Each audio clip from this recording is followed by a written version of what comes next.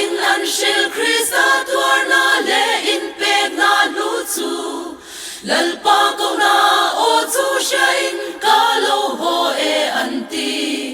ma sang ta tun khem po in fak na la moi ani ma se kho mai na moi le dom hi ka la moi ber ani không ai na moi le dom moi le du om chu ai za ya moi chu zo ga chu lo Krista ti sen chu an so na chu sil fai ma se kho ai nai le hi ka la moi ber ani an fak na la ri moi ta chu ka thin lunga a cha van sang ta ri moi ta chuan ka tha rau a ti lo a moi na chuan tui luang angin min thoi dam fo china o khong ai na mat moi le dom hi ka na moi ber ani không ai na moi le dom moi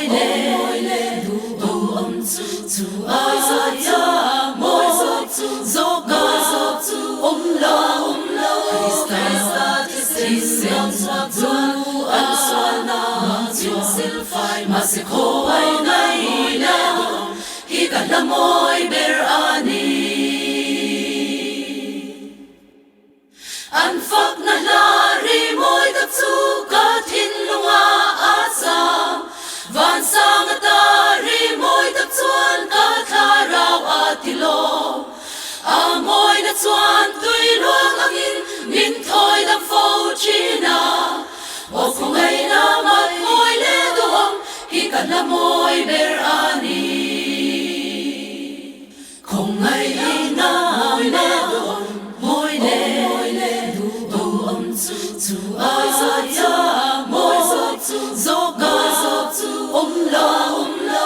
Krista ti sen chu an so na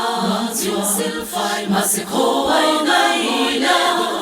hi ka la moi ber ani ma se kho ai nai le